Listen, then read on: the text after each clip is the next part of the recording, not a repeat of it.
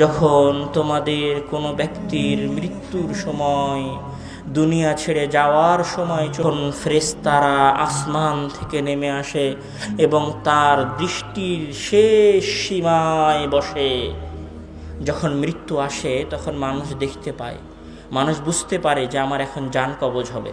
ফেরেশতারা এসে মানুষের দৃষ্টির শেষ সীমায় বসে, আর মালাকুল মাউত এসে মানুষের মাথার কাছে বসে।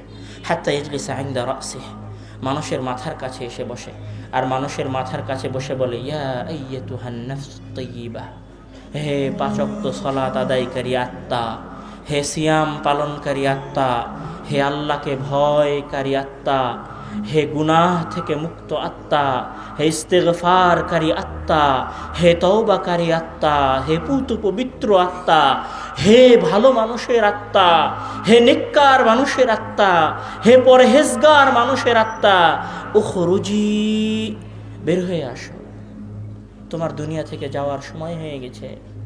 ইলা মাগফিরাতিম মিনাল্লাহি ওয়া রিদওয়ান, বের হয়ে আসো। কোথায় যাবা?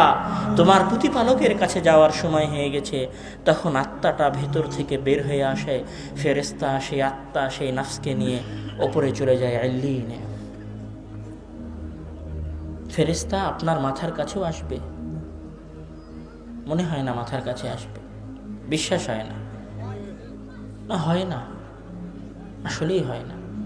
মরি নিজে, যতক্ষণ মরবো না ততক্ষণ বিশ্বাস হবে না, আর যখন মরে যাব তখন বিশ্বাস হবে, কিন্তু করার কিছু থাকবে না।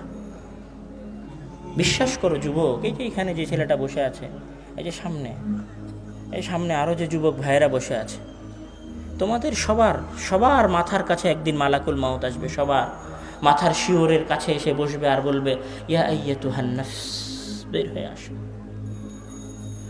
নাফস বের হবে, নাফস বের হবে, আর দুনিয়ার সাথে আপনার সকল সম্পর্ক, সকল আত্মীয়তা, সকল ভালোবাসা, সকল ব্যবসা বাণিজ্য, সকল বন্ধুত্ব, সকল লেনাদেনা সব সেকেন্ডের মধ্যে বিচ্ছিন্ন হয়ে যাবে, মুহূর্তের মধ্যে।